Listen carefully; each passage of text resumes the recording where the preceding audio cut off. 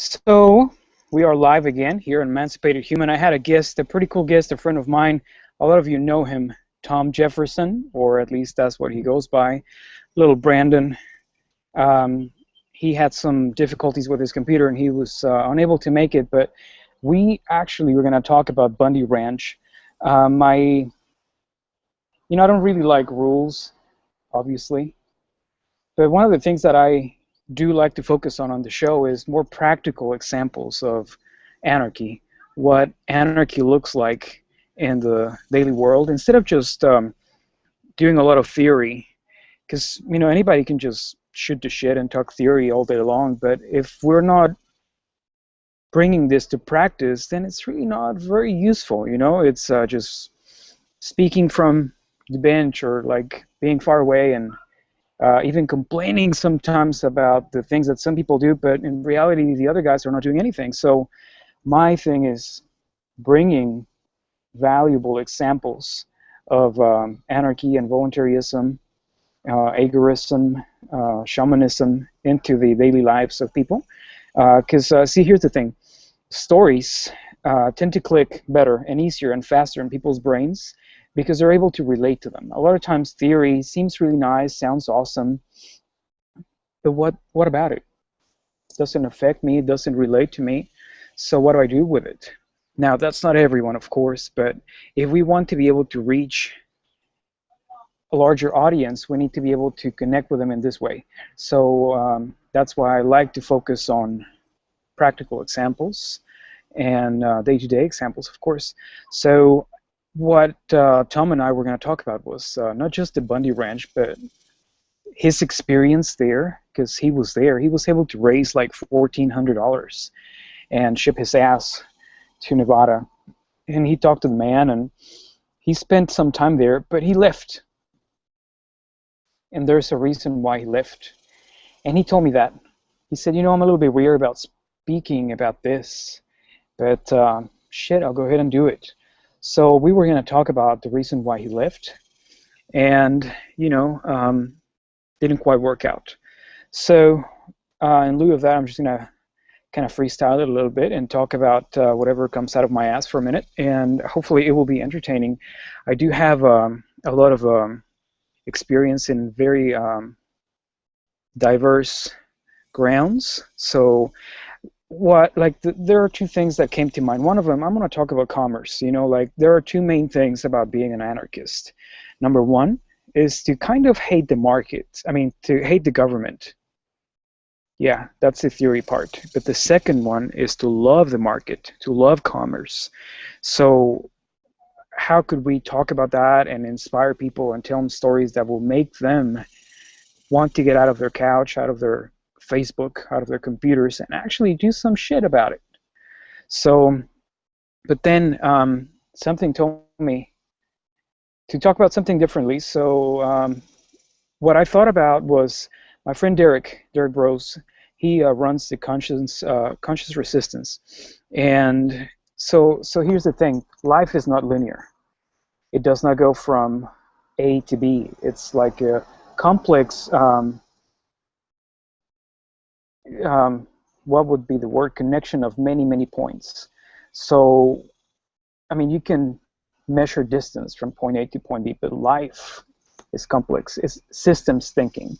So from the things that we teach on Stephen Covey and Tom Peters and all those guys about synchronicity and systems thinking and all that, so the perspective that I'm trying to bring here is a little bit more different than just the normal material world ideology of complete logic.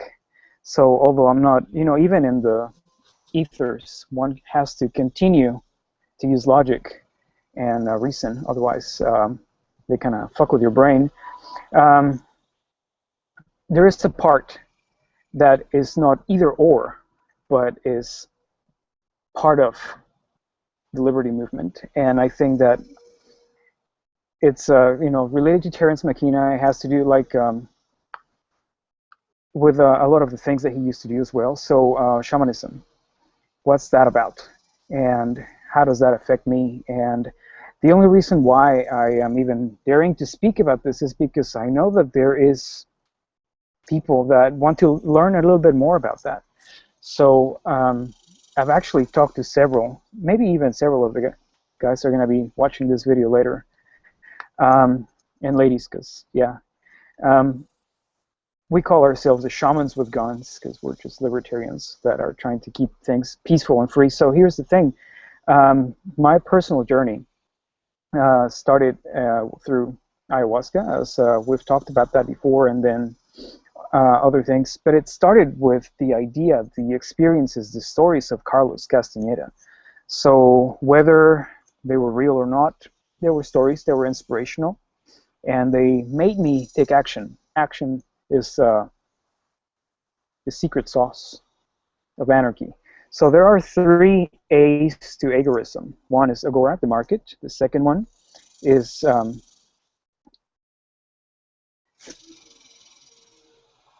anarchy. And the third one is action. But the other one, the other A, is awareness. So being really aware of the fact that everything that we see in this world is just infinitesimal compared to everything that actually exists. And this actually has been backed up by a lot of science. Just the fact that the 1-inch short formula that E equals mc squared means that we are nothing but energy that has slowed down just enough to appear solid. So with that in mind, in a very scientific way, it lets us know that we are really not fully solid. We're really not fully even there. And yeah, there's a lot of still a lot of learning to do quantum physics wise. But so what I'm trying to explain is that our perception only comes through our 5 senses, and that is only in the physical body. So, but there is something beyond that. As you're able to, for those of you that meditate, that you do any practices, yoga, even teaching plants, are able to see that there is more to life than that. And that's actually how I came to be an anarchist, a voluntarist. And the way that this works is we need to be really mindful, really in the present. And those guys that, the statists, the main dudes that really pull the strings of, you know, the politicians and other entities, I mean, this may sound a little bit conspiracy theorist and maybe David Icke-ish, but there is some truth to that.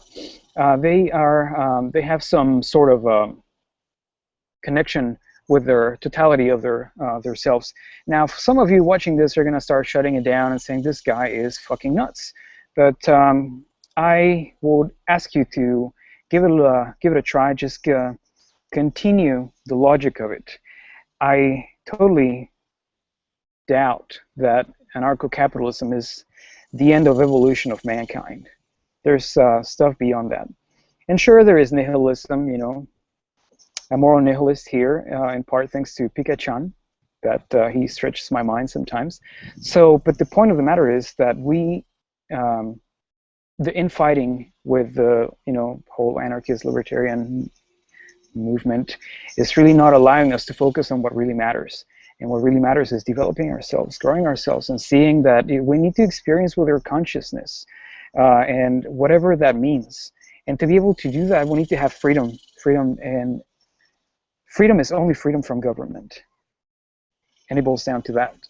How can we achieve this? So a lot of us are able to, you know, maybe I'm also a delegate in the Libertarian Party, and we get to help grow the mainstream awareness on, you know, for instance, the legalization of marijuana and other drugs. Whenever we try to do ayahuasca or San Pedro here in the States, it's we kind of freak out sometimes because, you know, you're paranoid. They're going to come after you for what?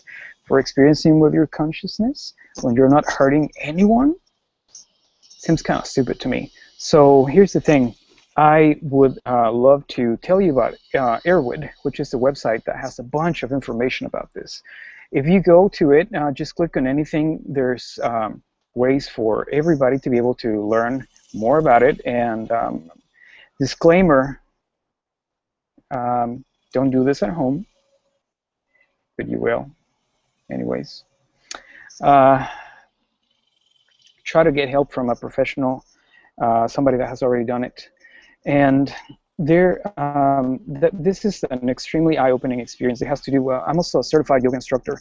When I was going through my yoga certification, that's when I started getting into all this stuff, and it showed that there is more to life, and that nothing is free in this universe. Everything is an exchange of energy.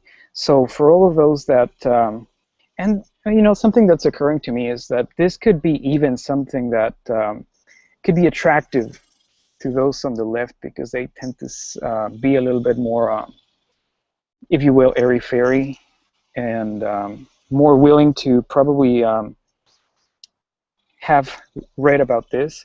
So the exchanges of energy are a fact, and nothing is for free in the universe. Nothing. Not in this life or the next. So a way to be able to explain this to those guys that favor the left or other magical thinking, and now that's a different thing too, magical thinking, I kind of despise that, because it does take personal responsibility away from people. You're expecting somebody to save you, somebody saves, and a lot of times that doesn't quite exist. So yeah, there is a difference. I am an atheist, and the definition of atheist, according to its etymology, means no gods. So that does not mean that there are no other things. There is just like no outside God that is going to save you or punish you or anything like that. So that kind of freaks a lot of people out, because they're like, okay, so if there is no God, sure, people are just going to run into anarchy and kill each other because they don't have anything that's going to keep them accountable. Same thing with government. You've heard that story more than once, I'm pretty sure. Who will build the roads? Who will take people to heaven? Why would they behave if there is no such thing? So, well, yeah, I mean, anarchy goes even beyond this life. So what I'm trying to come up with that is, because of the institution of religion and government, they started taking the power away from people. And they were saying, here's this book that has a lot of truths, but they're not fully all there. They just have enough truth to the point of you're going to listen to this, and then you'll be able to do what I say, because if you don't, you're gonna go to hell and stuff like that. So it took away the ability from people to be responsible for their own lives, their own doings, their own not doings, the things they did right, the things they did wrong, and then they delegated everything upstairs. Everything's here and now. So the whole point of shamanism, and we're not trying to put like anarcho-shamanism or anything like that. It's just just like saying I like hamburgers, which I don't, but it's just an example. Like you do what you want at your house and whatever. We're not trying to come up with a new name, because that just divides us more. We're just people, we're individuals, and we need to be treated as such. What I'm trying to say is that it would be really helpful for the development of all of us to be able to become aware of the multi-dimensional being. And what does that mean? I used to read a lot of the Edgar Tolle until, he busted out some ideas. He said that communism was actually a good idea that was not developed well. And then I was like, well, this guy is just another one of those kind of half-truths, half-lies, so I can get you by the balls, people. So I just stopped listening to him a little bit, or I took it with a really big grain of Himalayan salt.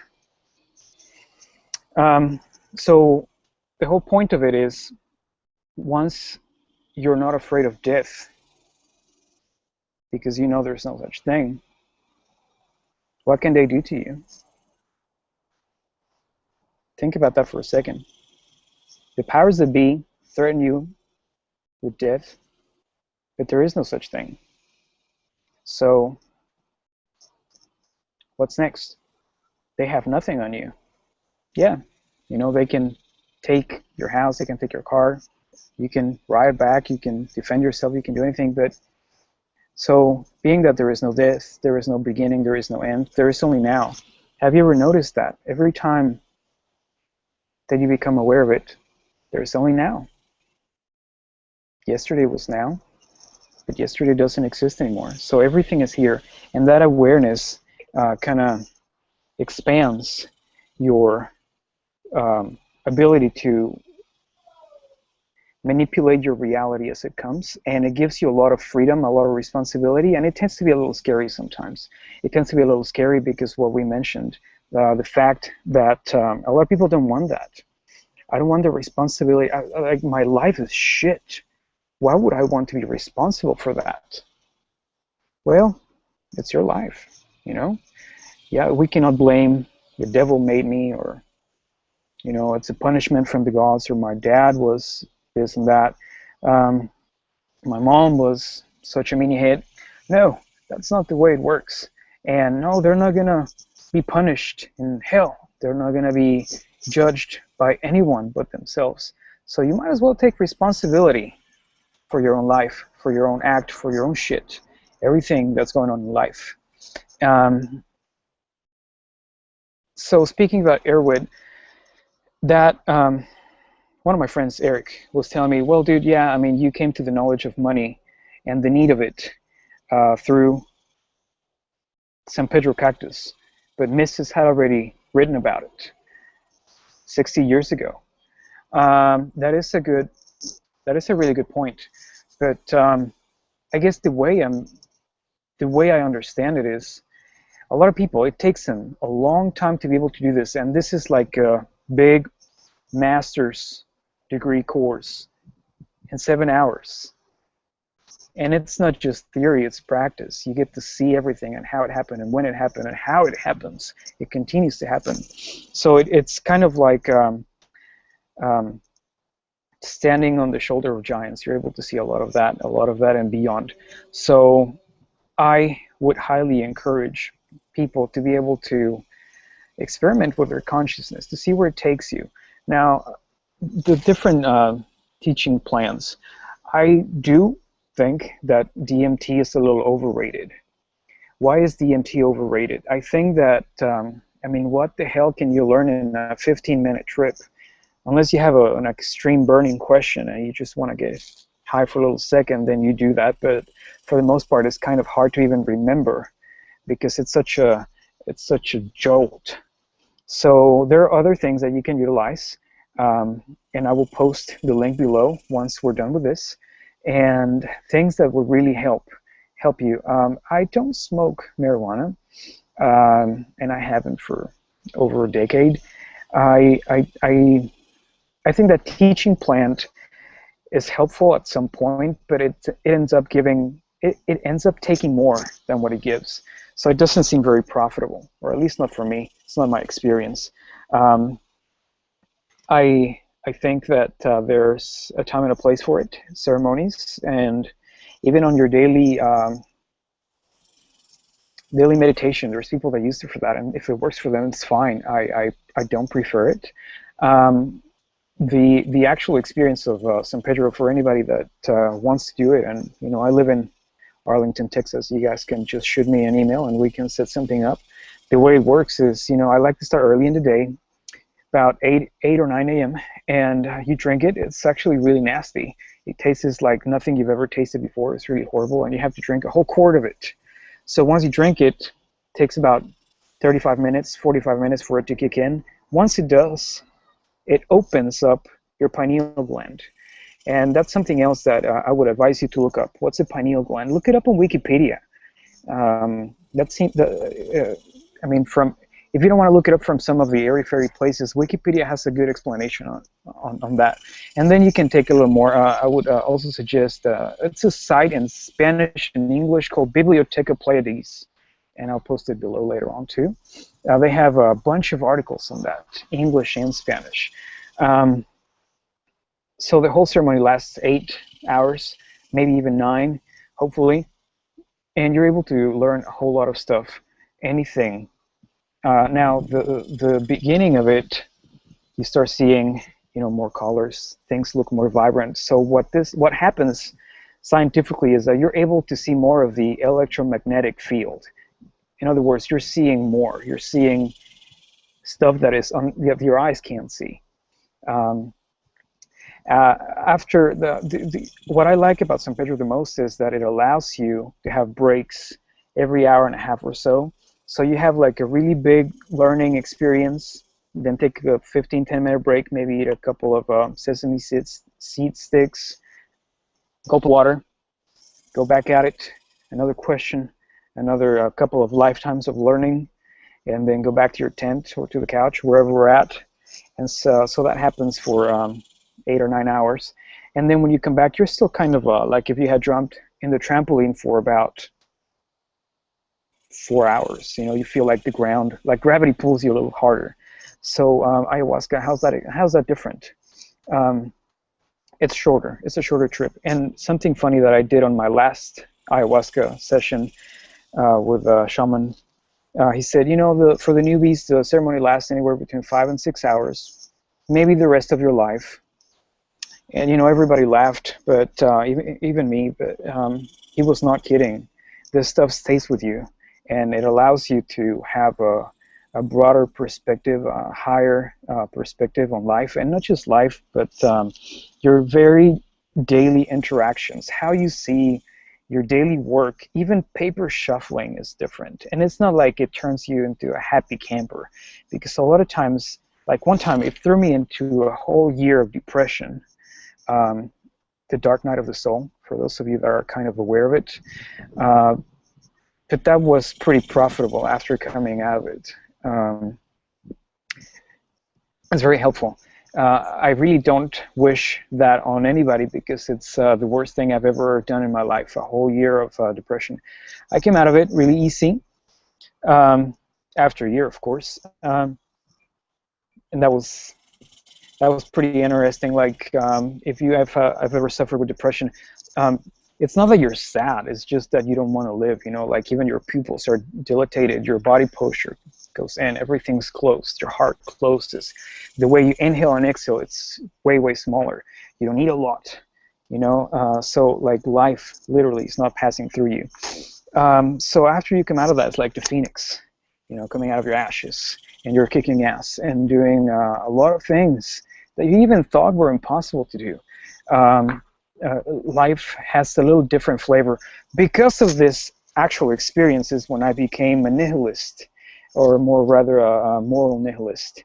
And I've been able to help a lot of people through their experiences.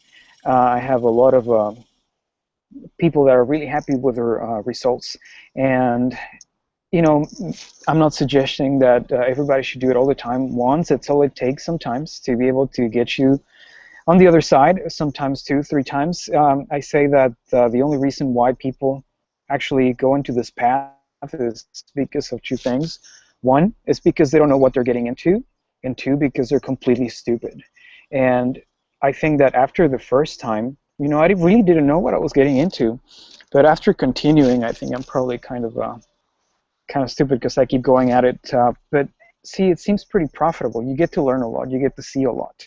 And life opens different doors that were at some point not even existing there. So it has this whole subject has a humongous relevance with The Matrix, if you've ever seen that movie. It's all about freedom, and it's all about waking up from the dream, which is life. And once you're able to do that, there's nothing you can do. You're able to, you become Neo, in other words. And that's the name of the show, Emancipated Human. And what I try to do through my daily practices is to be able to help people, to inspire people, achieve the highest possible mental state, spiritual state, and even health, homeostasis that they would like to achieve. So it's 8:56 Central Time.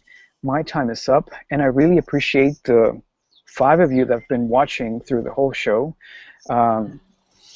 Most likely I will talk about this in another time, hopefully with somebody else that is able to just bounce my thoughts, or alternatively, I'll actually come prepared to just talk about this. This time, again, I apologize that I'm just kind of freestyling it because my guest was not able to make it. If you have any questions, please email me at emancipatedhuman@gmail.com.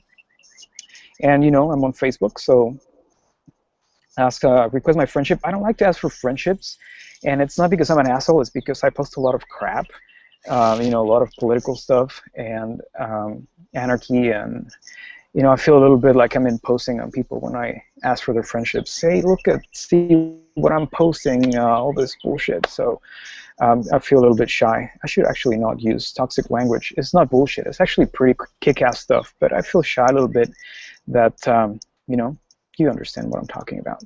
So again, emancipatedhuman@gmail.com. My name is Luis, and I really, really appreciate you for tuning in. Be well. I hope you like my background. It's pretty kick-ass. Peace, love, and anarchy.